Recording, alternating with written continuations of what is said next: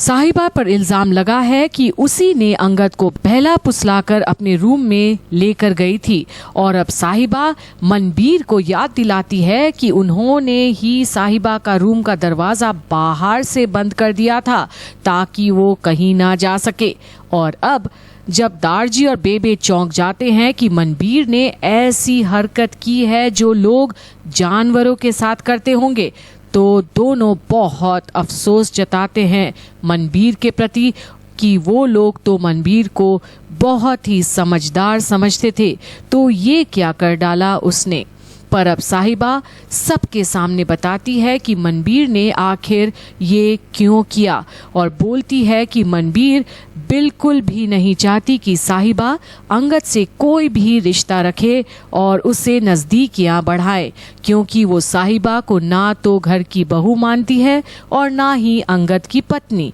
और चाहती है कि साहिबा का साया भी ना पड़े अंगद पर, और इसलिए वो जितना दूर रहे उतना ही अच्छा है मनबीर के लिए। अब बस मनबीर का सब्र टूट जाता है और चिल्लाती है साहिबा के ऊपर कि हाँ, वो यही चाहती है कि साहिबा अंगद से दूर ही रहे, और आज नहीं बल्कि हमेशा के लिए। और ये बात सुन दारजी और बेबे तो बस देखते ही रह जाते हैं कि आखिर परिवार में ये हो क्या रहा है। जब आगे मनबीर बोलती है कि उसने जो कुछ भी किया है उसका रत्ती भर भी अफसोस नहीं है उसको, पर अब साहिबा जवाब देती है मनबीर को मैम संबोधित करके कि जो वो चाहती है साहिबा से, उसे साहिबा को कोई अफसोस भी नहीं है। पर अब मनबीर अपना आपा खो बैठती है जब चिल्लाकर फिर पूछती है कि वो उसके बेटे के पास जाने की कोशिश क्यों करती है,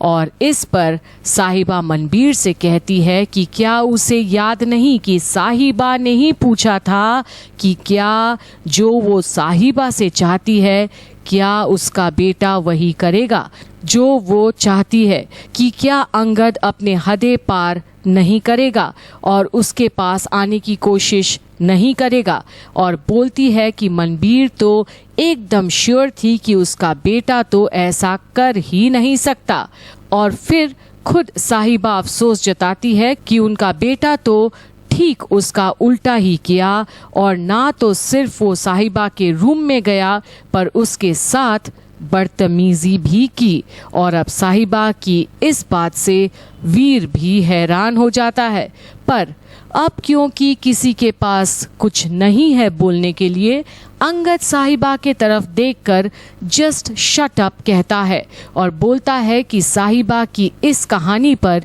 कोई भी यकीन नहीं करेगा। और तब वीर बोल पड़ता है कि साहिबा बिल्कुल एक एक बात सच कह रही है, और ये सुनकर सब शॉक्ड हो जाते हैं।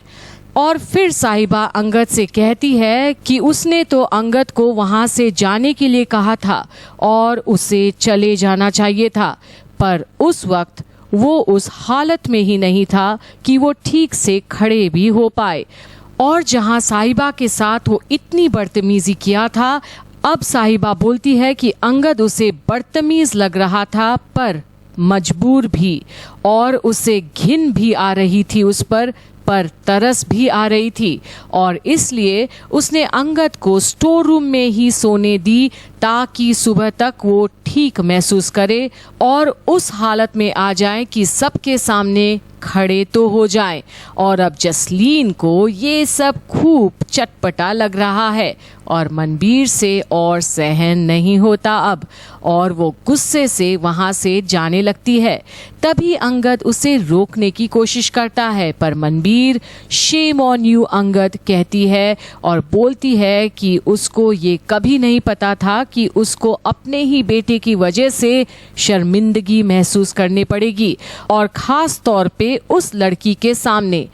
पर अंगद मनाने की कोशिश करता है मनबीर को, पर माँ बोलती है कि बेहतर यही होगा अगर अंगद एक लफ्ज भी ना बोले, क्योंकि उसकी हर एक लफ्ज बोला हुआ और मुश्किल बढ़ा सकता है। और फिर बोलती है कि वो इस वक्त ना तो अंगद से कोई बात करना चाहती है और ना ही उसकी शक्ल देखना चाहती है और गुस्से से चली जाती है।